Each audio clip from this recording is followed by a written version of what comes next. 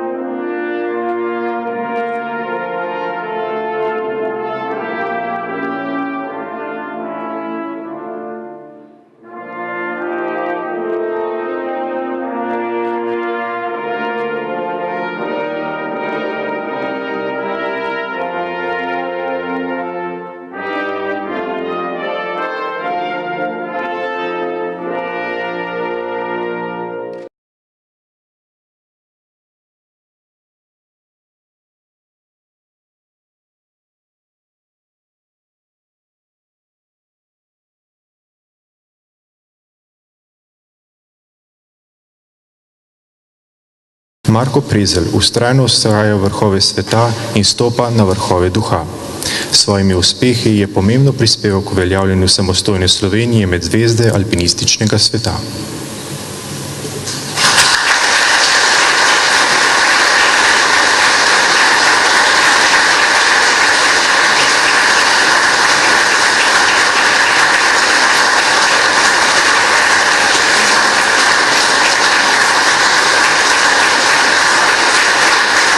Hvala lepa.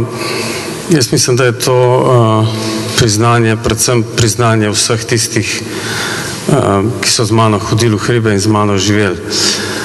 Jaz sem samo prevodnik za to. Na meni pa zdaj odgovornost in seveda tudi del spodbude, da poskušam to udejanjati še naprej. Skratka, zahvalil bi se predvsem staršem, družini in svojim prijateljem, da me prenašajo. Hvala.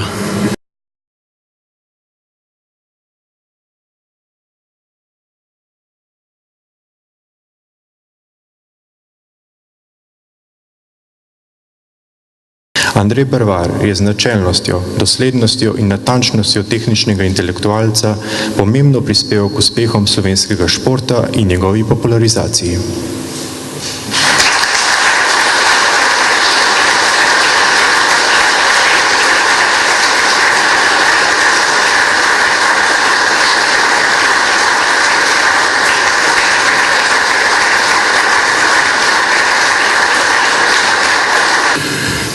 Spoštovani predsednik, dragi gostje, prijatelji in znanci.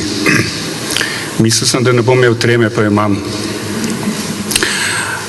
Najprej bi se rad zahvalil predlagateljem, potem pa seveda v isti sapi tudi predsedniku, ki je prepoznal, da je moje delo za planinski in pa športni blagar tako vredno tako visokega priznanja.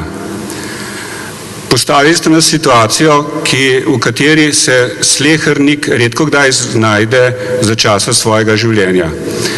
Zato, če bi mogel, bi tele trenutke, ki jih ta hip doživljam, raztegnil pa upočasnil v počasnem ritmu, zato da bi si lahko sleherno sekundo teh trenutkov vtisnil globoko v spomin.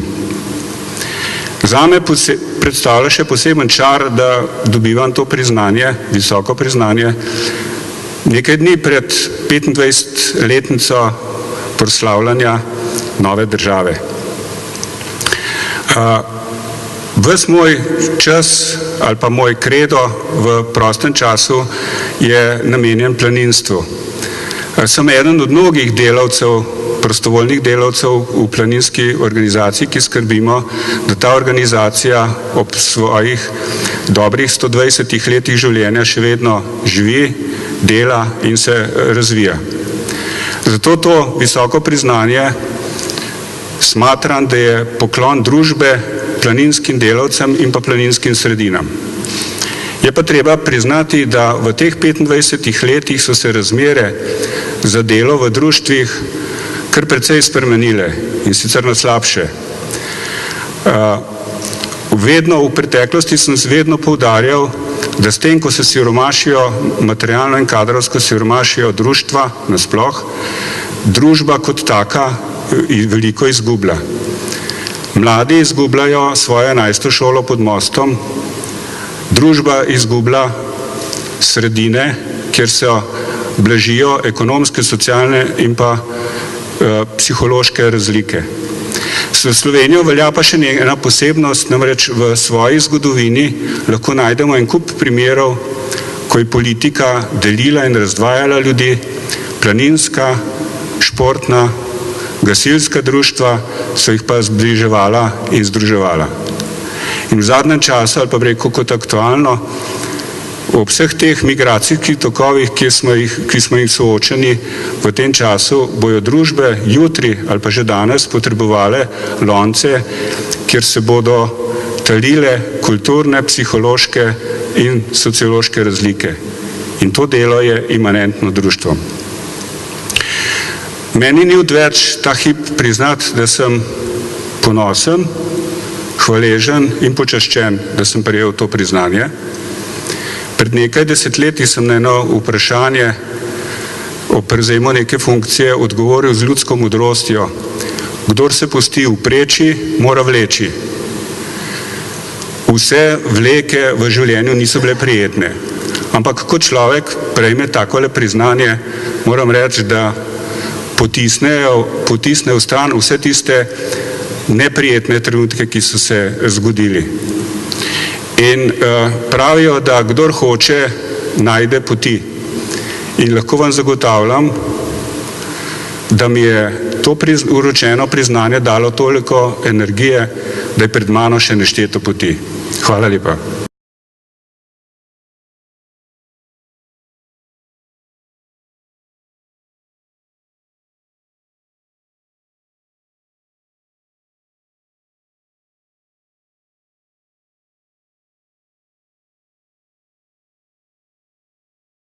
Bil je mladinski selektor, 8 let članski selektor slovenske reprezentance v športnem plezanju, 7 let pa tudi trener Martine Čufar, ki je leta 2001 osvojila naslov svetovne prvakinje.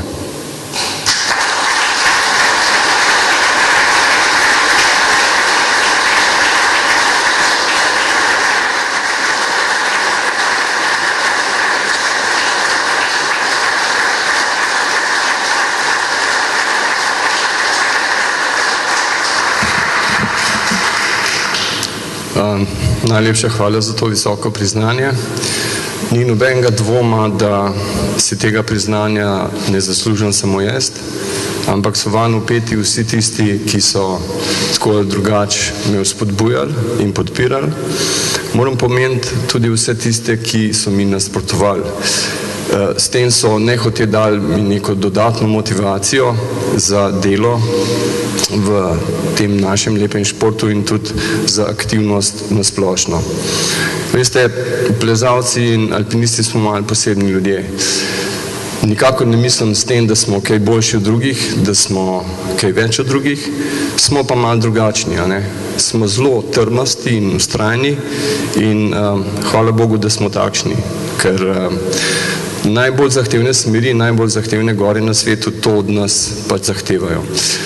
Ni me sram priznati, da je bilo svoj čas ob tej dejavnosti prisotno veliko sebičnosti. Se opravičujem vsem tistim, ki so me morali prenašati, ampak na drug način pač v plezanju ne gre. Danes, po vseh teh letih, me iskreno veseli dejstvo, da me plezanje, alpinizem ali pa čisto običajno pohajkovanje po hribih in stenah zastrupla še vedno oziroma me zastrupla vsak dan bolj. Najlepša hvala.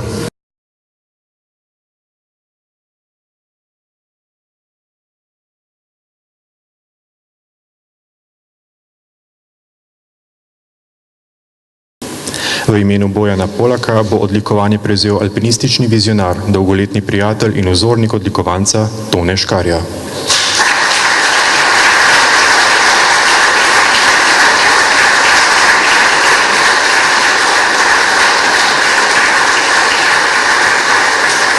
Spoštovani, meni je žal, da Bojana Polaka ni tukaj, ker si je to zelo zaslužil. Imam pa zato možnost spregovoriti nekaj besed, ki jih sam ne bi spregovoril.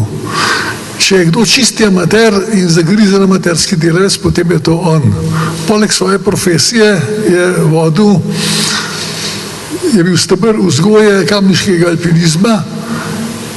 Posebej je pomeniti njegov prispevek za izobraževanje Nepalcev.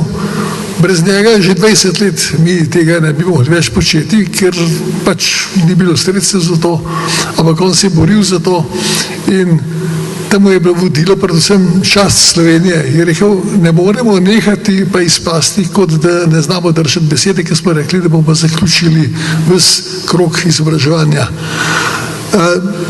Na kratko, njegova bilanca z družbo, s Slovenijo in s svetom je visoko pozitivna.